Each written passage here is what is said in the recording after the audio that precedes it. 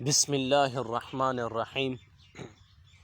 حضرت مولانا پیر ذوالفقار احمد نقشبندی اپنے کتاب عمل سے زندگی بنتی ہے اس میں لکھتے ہیں کہ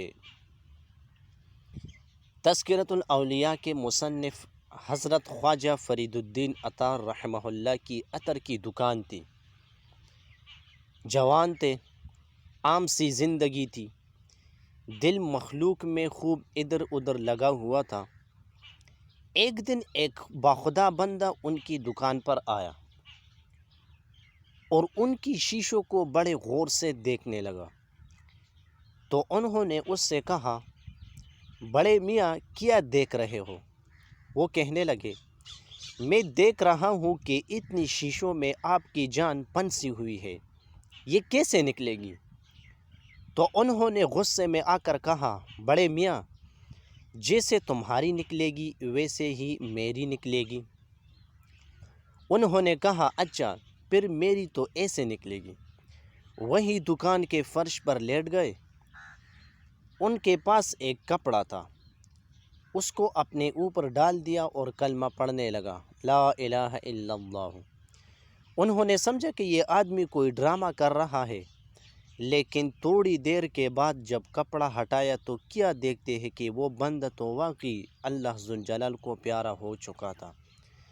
سبحان اللہ، دل پر چوٹ لگی اور اندازہ ہوا کہ واقعی یہ ہے باخدا لوگ جو دنیا کے بجائے اپنے رب سے دل لگاتے ہیں اور پھر کلمہ پڑھ کر یوں دنیا سے رخصت ہو جاتے ہیں۔ چنانچہ بعد میں انہوں نے اپنی زندگی کا رخ بدل لیا اور وقت کے بڑے اولیاء میں شامل ہوئے۔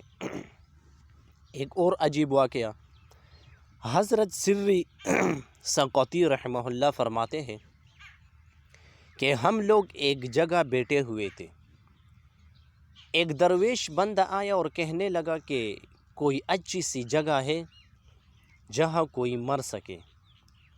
ہم اس کی یہ بات سن کر حیران ہو گئے۔ بہرحال میں نے کہا، وہ سامنے کنواں ہے۔ وہ شخص کنویں پر چلا گیا، اس نے وہاں جا کر وضو کیا، 2 رکعت نفل پڑھے اور لیٹ گئے۔ ہم سمجھے کہ سویا ہوا ہے۔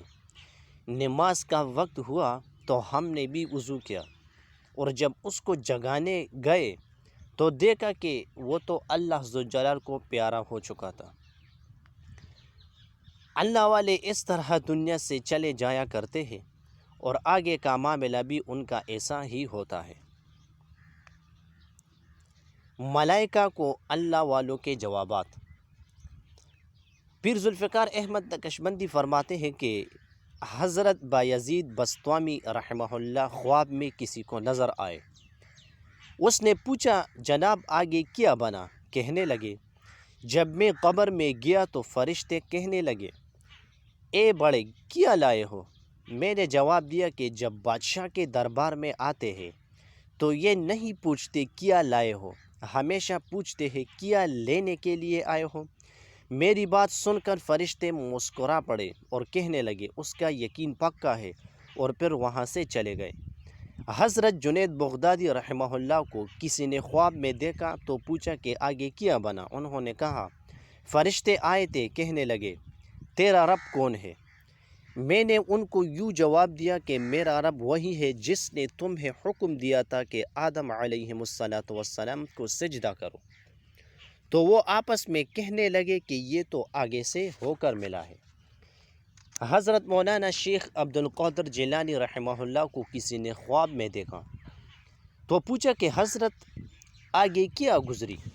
کہنے لگے، قبر میں فرشتے آئے اور پوچھنے لگے کہ تیرا رب کون ہے؟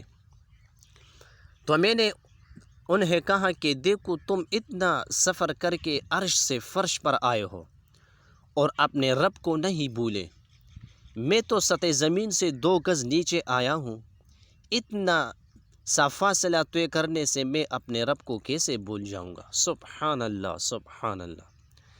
حضرت رابعہ بصریہ رحمۃ اللہ علیہ، اللہ کی نیک بندی، خواب میں کسی کو نظر آئی۔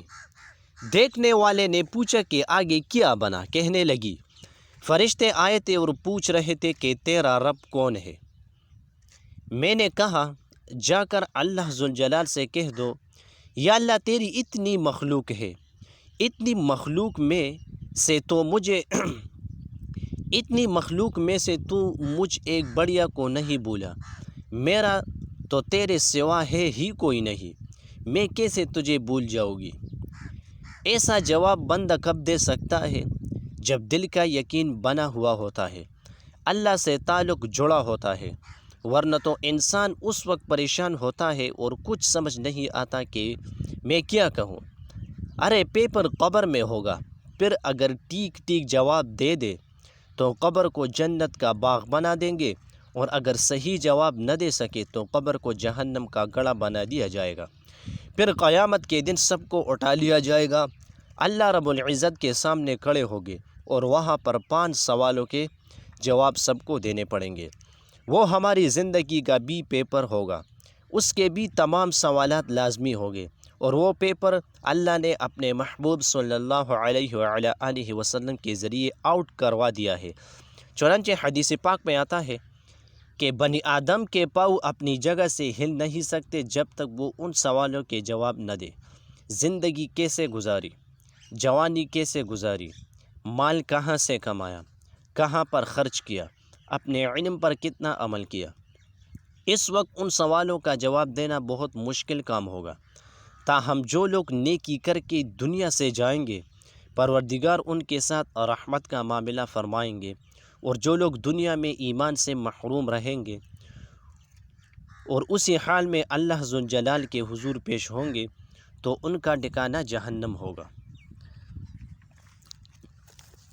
جزاک اللہ میرے بھائیو، یہ آج کی ویڈیو تھی جس میں ہم نے خواجہ فرید الدین عطار رحمۃ اللہ علیہم اس کی زندگی کا ایک واقعہ ذکر کیا، تو اللہ تعالی ہمیں اس پر عمل کرنے کی توفیق عطا فرمائے۔